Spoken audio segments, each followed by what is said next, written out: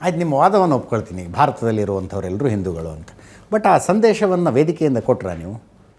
ವೀರಶೈವ ಲಿಂಗಾಯತರು ಧರ್ಮ ಅನ್ನುವ ಕಾಲಮ್ನಲ್ಲಿ ಜಾತಿ ಗಣತಿಗೆ ಬಂದಾಗ ಹಿಂದೂ ಅಂತ ಬರೆಸಿ ನೋಡಿ, ನಮ್ಮ ಹಿರಿಯರು ಕಟ್ಟಿರ್ತಕ್ಕಂಥ ಒಂದು ಸಂಸ್ಥೆ ಏನೈತಲ್ಲ, ಅದು ಬಹಳ ಸಾರಿ ಪ್ರತಿಪಾದನೆ ಮಾಡ್ಕೊಂತ ಬಂದದ.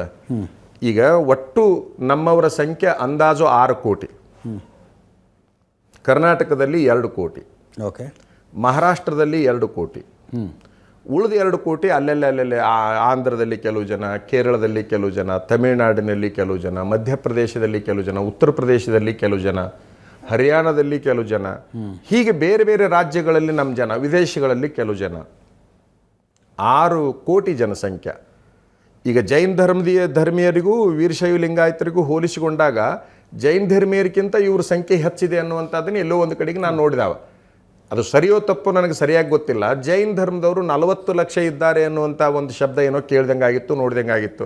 ಅದು ಸರಿಯೋ ತಪ್ಪು ನಂಗೆ ಗೊತ್ತಿಲ್ಲ. ಅದು ಹೆಚ್ಚು ಇರ್ಬೋದು, ಕೋಟಿ ಗಂಟೆ ಇರ್ಬೋದು. ಆದರೆ 6 ಕೋಟಿ ಜನಸಂಖ್ಯೆ ಇರತಕ್ಕಂಥವ್ರು ಒಂದು ಧರ್ಮದಲ್ಲಿ ಇವರು ಬರೋಕ್ಕಾಗಲಿಲ್ಲಲ್ಲ ಅನ್ನುವಂತಹ ಒಂದು ನೋವು ಅವರಿಗೆ ಕಾಡಿ, ನಾವು ನಮ್ದೊಂದು ಸ್ವತಂತ್ರ ಧರ್ಮ ಮಾಡಿಕೊಳ್ಳೋಣ ಅಂತೇಳಿ ನಮ್ಮ ಹಿರಿಯರು ಮಾಡಿದ್ದದು, ನಾವು ಈಗಿನವ್ರು ಮಾಡಿದ್ದಲ್ಲ. ಅದನ್ನ ಒಂದು ಬೇಡಿಕೆಯನ್ನು ಇಟ್ಟರು ಅಷ್ಟೇ. ಹಿಂದೂ ಧರ್ಮವನ್ನು ವಿರೋಧಿಸಿಕೊಂಡು ಹೋಗ್ಬೇಕಂದವ್ರಲ್ಲ ಇವರು. ನಮ್ಮದೇ ಆದ ಶಾಸ್ತ್ರಗಳದವ, ನಮ್ಮದೇ ಆದ ಗ್ರಂಥಗಳದವ, ನಮ್ಮದೇ ಆದ ಒಂದು ಪರಂಪರೆ ಐತಿ, ನಮ್ಮದೇ ಆದ ಒಂದು ಆಚರಣೆ ಐತಿ.